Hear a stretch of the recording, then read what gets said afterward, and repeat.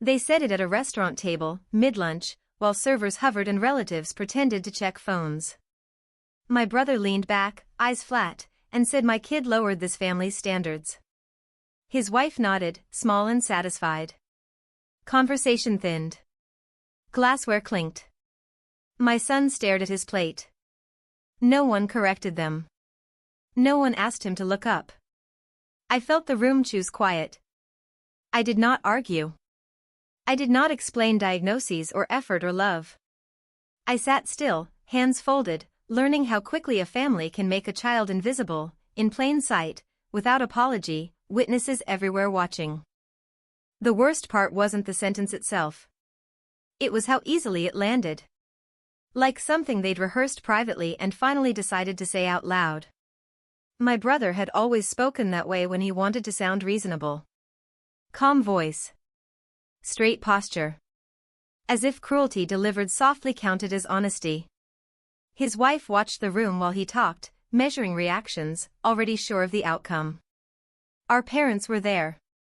My mother adjusted her napkin and asked if anyone wanted more water. My father nodded at the server, polite, grateful for the interruption. An aunt leaned in to whisper about dessert options. The table resumed movement around us, careful not to brush against the moment. Authority in this family didn't come from titles or age. It came from who paid, who hosted, who made things easy. My brother had mastered that role years ago. He paid for birthdays. He booked trips. He handled logistics.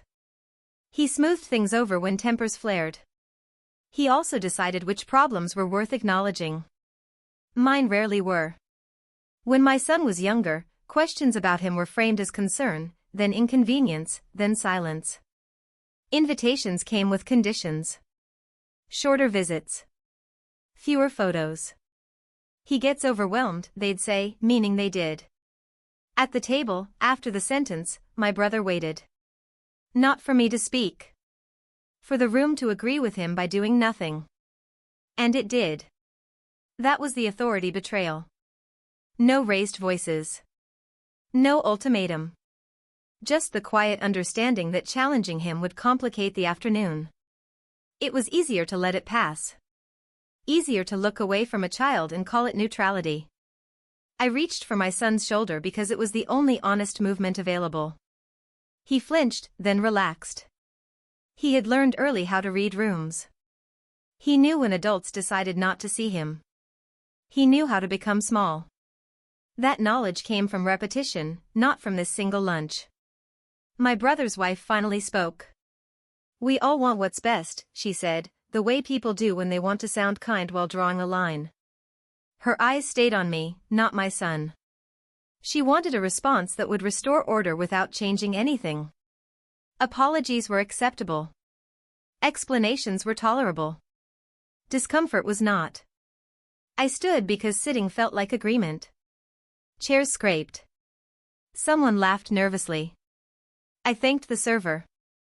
I patted my son's shoulder again, slower this time, and said what came naturally. That if standards were the issue, they'd manage without our support. The words didn't shake. They didn't need to. I wasn't making a threat. I was stating a boundary I should have drawn years earlier. My brother's wife scoffed, quick and light. "What support?" she asked, already smiling, already certain I had overplayed my hand. I had learned to accept that question long before she asked it. What support? It echoed through years of small assumptions. That I had time. That my money was flexible. That my patience was endless. I was the sister who showed up early and left late. The one who filled gaps quietly. School pickups when schedules broke. Emergency transfers framed as favors, not obligations. Babysitting during trips I was not invited on. Bills paid without discussion because it was easier than watching tension spread. When my marriage ended, the family narrative adjusted without pause.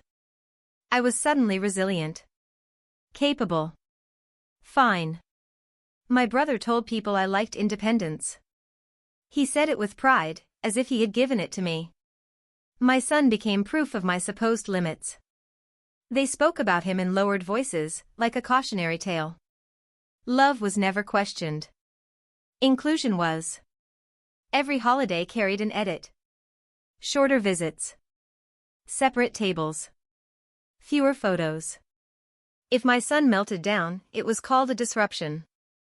If he stayed quiet, it was called improvement. Either way, the goalposts moved. I learned to pack snacks and exits. To stand near doors. To smile quickly so no one felt accused. Support, to them, meant gestures they could see. Checks written once. Advice offered loudly. Photos posted. The kind of help that looked generous from a distance. What they didn't count were the months I covered tutoring when insurance stalled. The nights I slept in my car outside a hospital because I didn't want to wake my child again. The savings account I kept separate so emergencies wouldn't become family debates. I was always the expendable one because I absorbed consequences without spectacle. When plans failed, I adapted. When comments cut, I deflected. That made me useful. It also made me easy to ignore. Patterns don't announce themselves. They accumulate. Each silence trained the next one. By the time we reached that lunch, nothing about it was new. Only the sentence was sharper. My brother believed his role protected him. He thought support was leverage. He had forgotten that quiet contributions still count, especially when they stop. I learned the cost of being reliable. When you carry weight silently, people forget the load exists. They call it absence. They call it nothing. Until the day it is gone, and the balance shifts without warning. That was when the room finally noticed us both. The boundary crossing didn't happen at the restaurant. It happened a week later, when I received an email from the family accountant. It was brief. Polite. He needed confirmation that I would continue covering my share of a trust contribution tied to my brother's business expansion. Something we had agreed on years earlier, when things were different. When family still meant shared responsibility. The attachment listed amounts. Dates. My name, spelled correctly, beside obligations no one had discussed with me in months. My brother had already signed. So had our parents. Silence, again, doing its work. I stared at the screen while my son lined up toy cars on the floor, narrating softly to himself. The numbers were not small. They assumed my compliance. They assumed my fear of conflict. They assumed I would absorb the cost to keep peace, especially after what was said at lunch. Especially now that everyone knew where I stood. For the first time, I didn't feel angry. I felt clear. I saw how public humiliation and private expectation were connected. How standards applied only one way. My child could be dismissed openly, but my resources were still welcome quietly. That was the line. I closed the email without replying. Not to punish. Not to teach. Simply because my begging for belonging had finally ended. I wasn't withdrawing love. I was withdrawing access. That night, I moved automatic payments. I called the bank. I changed authorizations that had lived untouched for years. No announcement. No explanation. I cooked dinner. I helped with homework. I slept deeply. When the reply eventually came asking if I'd seen the email, I let it sit. Silence, this time, was not fear. It was alignment. The consequences arrived quietly, the way real ones do. The accountant followed up with my brother. Meetings were rescheduled. Numbers were reworked. Someone finally asked where the gap came from. My brother explained it away at first. Timing. A delay. He was confident it would resolve itself. Confidence has a shelf life. When it didn't, he called me. I let it ring. He texted about urgency. About commitments. About how this affected everyone. He did not mention the lunch. He did not mention my son. He spoke in systems and pressures, not people. I responded once, by forwarding the email thread he'd signed and the confirmation from my bank showing the authorizations ended. No commentary. Just dates and facts. At the next family gathering, we were treated carefully. Chairs were pulled out. Conversations softened. My brother's wife watched me the way she once watched the room. Someone said they missed us. Someone asked how my son was doing, and waited for the answer. The change wasn't kindness. It was recalculation. The story they told others shifted. I was framed as independent again, but this time with an edge. Difficult. Unpredictable. The same words used when access is no longer guaranteed. I didn't correct them. Reputation adjusts itself when money does. What surprised me was the calm. I hadn't won anything. I had simply stopped losing. My son noticed the difference first. He stood taller. He spoke more. He laughed at the table without checking faces.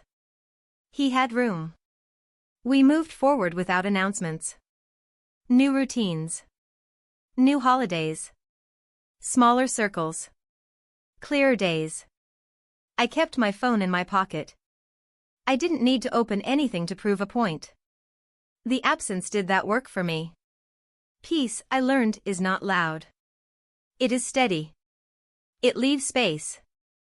And it does not ask permission.